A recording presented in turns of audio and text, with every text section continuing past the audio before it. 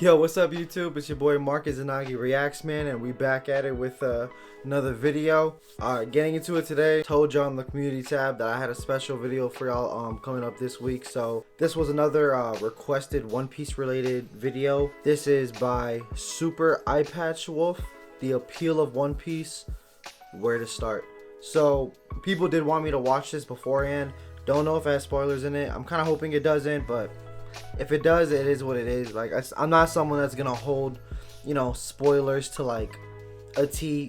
It's all about the journey for me, man. Like, I want to watch stuff with context. I want to be in the moment, and when I do watch it, I will be in the moment. I'm pretty into the series, so I know once I get to wherever it is some of these spoilers are, I'm literally like, it's a while from now. It's gonna be a while from now. So hey, I only have a couple more of these like specific One Piece intro videos that I'm trying to do. I know right now I'm in an arc that not a lot of people, from what I'm hearing in the comments, like. I'm still enjoying it. Obviously I haven't seen anything, so I don't have an opinion as to what this arc is compared to others, but I mean, beginning arc, it kind of is what it is. Hey, now that since stuff is a little slower for the channel, I just thought, okay, well, if y'all are waiting for the bigger moments, let me just drop you with some gems, drop you with some banger content. Who knows, maybe some of y'all never even seen this video, so win-win for everybody. Let's just sit back and enjoy it, and let's get into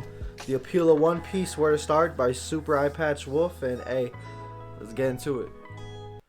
3, 2, 1. For a while now, there has been a certain ominous shadow cast across this channel. And the problem with those former two is that at some points it means that I need to do a video on the series One Piece. Which is fine, I like One Piece quite a lot, in fact. But the issue comes from how insanely long the series is, currently residing at its 833rd chapter. And the staggering breadth of its world, video, which, according to the One Piece wiki, has currently 866 named characters. I know because I counted, and it took a long time. So how does one talk about such a massive series? So it's a character episode? Well, the answer that I've come to, at least, is the same way that one devours a whale. And that is piece by piece. One Piece. Fuck no, that's not good. And so, what we're going to do here today is that rather than go straight into a full-blown why you should watch / read, which, don't worry, we will get to, is to first put out a shorter video covering what I consider some of the broader structural aspects of One Piece, which will then free us up and allow us to take a much deeper dive into the characters and themes later on. So with this in mind, my friends, please sit back, relax, and consider this an entree with the main course still to come. And let's discuss The Appeal of One Piece. And unbeknownst to me at the time, what I was watching was the infamous 4Kids dub, which would become well known over time for its questionable translation and excessive amounts of censorship. And even despite these factors, I really came to enjoy the adventures of Nami, Zoro, and of course Luffy. The series had a unique playfulness to it that made it stand out from other more stoic series I'd seen up until this point, like Bleach and Dragon Ball Z. And even in the show's more dramatic moments, there was always a tremendous amount of fun to be had. Of course, as I watched the imaginative pirate adventure on my parents' old TV, what I was completely unaware of was what a world-shattering phenomenon I was actually dealing with. That revelation would only strike me several years later, when, on a trip to Japan, it became obvious what a massive deal One Piece actually was. One Piece in Japan is crazy. Another new piece of Straw Hat Pirate. I have a homie, shout out to my brother Jonathan. Hey, he's in the Navy and he's stationed out in Japan. And One Piece is everywhere. It was incredible to see how what I thought was a simple show about pirates. I want to go to Japan. Dominate the mass. That's like a goal of mine. Bucket list stuff, type stuff. Liken it to was the Simpsons mania of early 90s America. This was, of course, before I started looking into things like global sales figures and weekly shonen rankings. And if I had, I would have known things like the fact that One Piece has... I used to collect all the shonen magazines, the Shonen Jump magazines. I have a bunch in my closet because whenever Naruto was on them. Recently beating out Spider-Man for the number 3 spot, leaving only Batman and Superman ahead of it. And even then, in 2016, Batman sold 1,859,956 units, and Superman sold 828,069 units. And you could even roughly double the sales of both series by taking into account all their offshoot titles. And it still wouldn't even come close to the 12 million in sales that One Piece sold that same year. And where things crazy. really start to get crazy is that if these trends were to continue and One Piece were to run for another decade, it would nearly certainly surpass Batman in lifetime global sales. And if it were to run for another 2 decades, which for Oda's sake I hope doesn't happen, it would surpass even Superman, becoming the biggest selling comic in existence. Now, I'm not saying I think this will happen, but it's a hell of a thing to consider. And so, how has a series about a pirate boy made of rubber managed to capture the hearts and minds of so many people worldwide? Well, to put it simply, the primary appeal of One Piece is the simple premise of adventure. And yes, that is also the core concept of countless other shonen series, but nothing really captures the same sense of scale and exploration as the world of pirates. Our hero on this voyage is the energetic young pirate, Monkey D. Luffy. Luffy is a simple character with a simple goal, to find the mysterious treasure only known as One Piece, and in doing so, become king of the pirates. This was Luffy's primary motivator from chapter 1 and remains so in chapter 834. And this keeps Luffy's journey along the one distinct path, which is a concept surprisingly unique to One Piece. In most other shonen series, our heroes will go on several different large adventures throughout the course of its run, and these are what make up the arcs.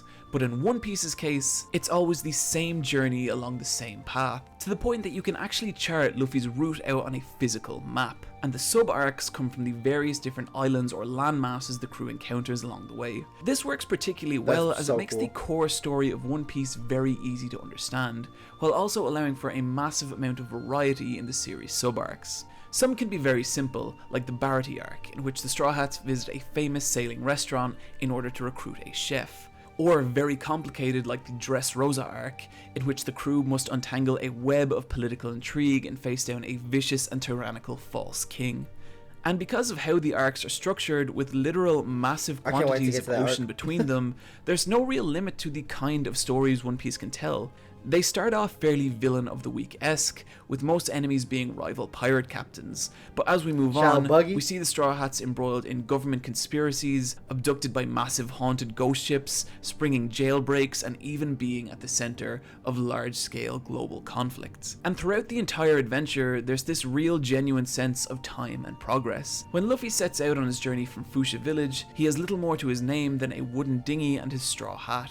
And now, 20 years later, he's an infamous pirate warlord, the world-famous captain of one of the most renowned pirate crews in all of existence, the Straw Hat Pirates, of whom include a master samurai, a technologically advanced pantsless cyborg, and even an undead violinist with a awful, amazing sense of humor. One of the core joys of One Piece is watching Luffy slowly ascend in status and build his crew as each new battle propels him closer to his dream while also increasing his notoriety worldwide. It's not ever a story you could accuse of moving quickly, but it is always moving, and I think it's only when you look back that you see how far Luffy and his crew have actually come. Of course, the success of an adventure series is largely dependent on the world the adventure takes place in, and this is another area where the series shines. One Piece's world, to put it simply, is the largest, most intricately detailed and well thought out of any of the long-running shonen series, which may not be obvious from the offbeat cartoonish designs of Oda's artwork. Even in current literature, from what people were telling me in the comments, like, it's up there even with like Stephen King and like Lord of the Rings and shit like that. Factions, all of whom have their own philosophies and motivations. While Luffy and his crew are often at the center or at least involved in large-scale global incidents, the world also progresses entirely separate to them.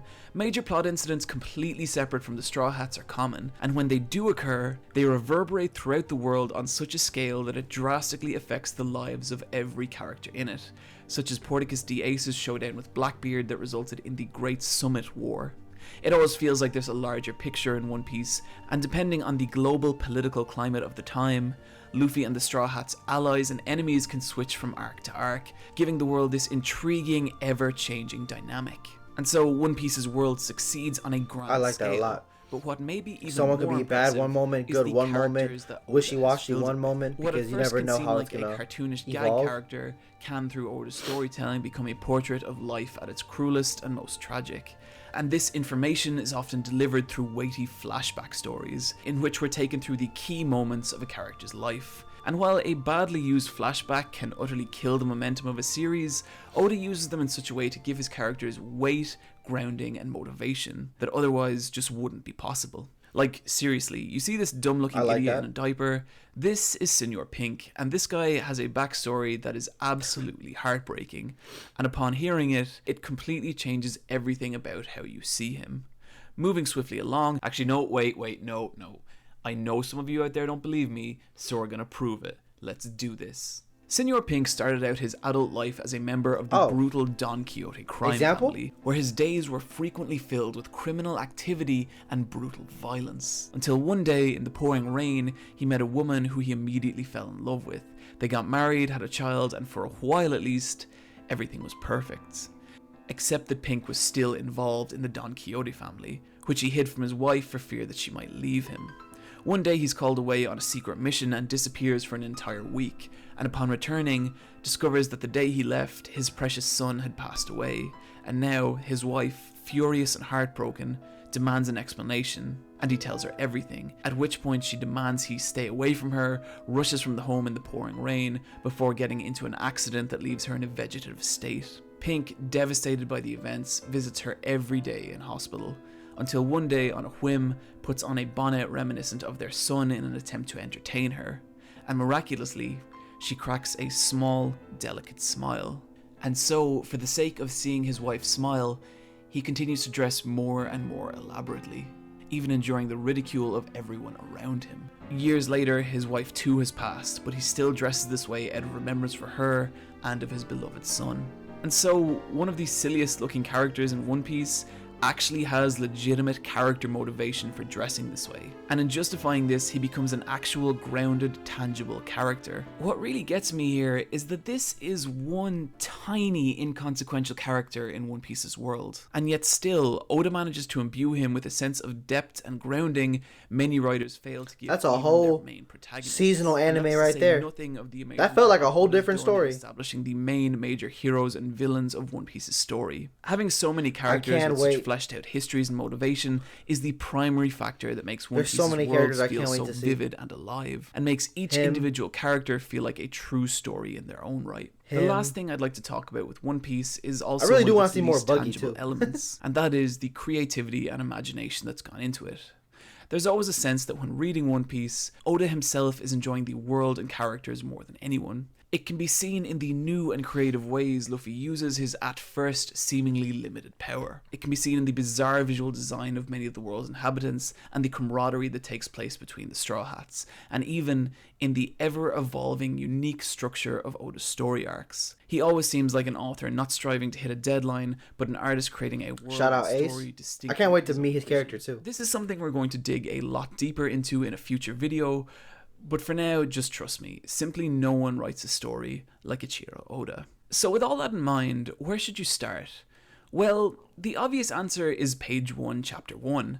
The manga is for the most part a fantastic read, but I understand people's reluctance to get into it given its insane length. And the anime comes with many of its own issues too, such as a weak production run and masses of filler. But if you're curious to know if One Piece really is for you or not, or even if you just want to dip your toe in, actually, from what I've seen, the filler isn't even that bad. That is the fantastic One Piece Movie 6, Baron Amatsuri and the Secret Islands. Directed by Mamoru Hosoda of the Digimon movie, The Girl Who Leapt Through Time and Summer Wars, I do want to watch the movies encapsulates as well. In a digestible 90 minutes everything that makes One Piece as a series so much fun, on top of having some absolutely gorgeous animation and character designs, and one of the darkest and hardest right turns I've seen in any film for a while. It requires basically no prior knowledge of One Piece or its world to enjoy, and I think even if you have zero interest in One Piece, seeing one of Japan's most talented directors put his own unique spin on the world of pirates is absolutely worth checking out. Guys, that's going to do it for my That was intro into crazy. One Piece, and there is still a ton more we need to talk about. The characters, their themes, Oda's unique visual aesthetic, and what cursed fruit he ate in order to actually be able to constantly produce a manga of such quality. And we shall in a full-blown Honestly, why bro. you should watch/read One And Piece still coming is. later this year. But I hope this video, at This the very man's least, vision has given is you a crazy. foothold with which to get started. Well, that about does it for Super Eye Patch Wolf and the appeal of One Piece and where to start. Hey, that video was a really dope video. I was hoping it leaned more into like a documentary Discovery Channel-esque type of like video, which I like. I wanted it to be more like fact heavy. Like I like the whole like sale comparison of like Superman and Batman and then One Piece type stuff for like the comic book sale. This was a fun video. I like this a lot. And there were certain elements that I liked that were elaborated on that made sense to me as well, because it also, even just the idea of like how much Oda dives in to certain characters, that example blew my mind. That example alone was like a seasonal anime 12 episode mafia fucking shonen ass anime. I don't even know who brother is or why he gets brought up, or maybe it has to do with that syndicate that he was in, but that was a crazy ass backstory. And from what dude's saying, that's an infinitesimally small part of what this even is. This was what? This is a 7-year-old video, and they weren't even at 900 episodes, and they already were almost at 900 characters. That's like a character a episode, bro. And each character almost has a backstory like that, basically, is crazy to me. So, like, there was a lot of characters in here that I don't recognize, that I was like, wait, who the hell is that, you know? But it kept popping up throughout the video. So this is what I mean too about like spoilers. Like, bro, you can't spoil this show to me, bro, without context, without the me going on the journey and going through every episode. There's no spoiling this, bro. By the time I catch up to a specific spoiler, I'm not even gonna remember that I even seen a video like this, because dude, like, and even then I don't even think the emotional weight of going along this journey and then coming across a specific episode and then getting context to a spoiler, I don't think that's gonna go away by me already knowing the spoiler. Like, I already know, like, with a lot of moments I already know about, I'm still gonna probably cry. This was a fun video. I'm glad I got to watch this. I do like the idea that he also had said you could map out Luffy's journey, going into everything that he's doing with a map. And I know they sell, I think I remember, or like you can, I know you can look it up, but I think they sell like a map, and then you could do that yourself. Like, you can actually chart the voyage and stuff like that, and label with the islands and stuff that they go to. That's really cool. That's one thing that I'm like super intrigued about, is that, and I like that the elaboration on that, on like Oda's taste for how he's like doing his story on some, it's really about the adventure. And I really like that, because it just makes sense, where it's like, it's not really about, yeah, there's arcs, but each arc has voyages in between. It's like each arc has arcs within the arc, and it's not supposed to be charted out as an arc. It's just one long continuous thought, and within that one long continuous thought, one continuous idea, there's a bunch of thought-provoking points that get you to that end goal. And right now, there is no end goal. No one knows how this shit's gonna end. If it even ends, like, who knows what the hell is even gonna happen. So it's such an open-ended thing that it's such a crazy construct to think about. Like, dude, what is One Piece? Like, the appeal of One Piece, where to start? Who knows when we're all gonna get the appeal of One Piece, how it ends. That's a crazy thing to think about. And I'm just honestly glad that I started this journey to begin with. So that's gonna wrap up, you know, us for this video. Thank y'all for tuning in. I have a couple more of these to check out. I think a couple more are actually from the same channel as well. So, you know, I'm gonna link his stuff down below in the description. Check out his channel if you never saw his channel before. And hey, this is Marcus Zanagi. Thank y'all for tuning in. Deuces. Hope y'all have a good one. Marcus Zanagi, and I'm out.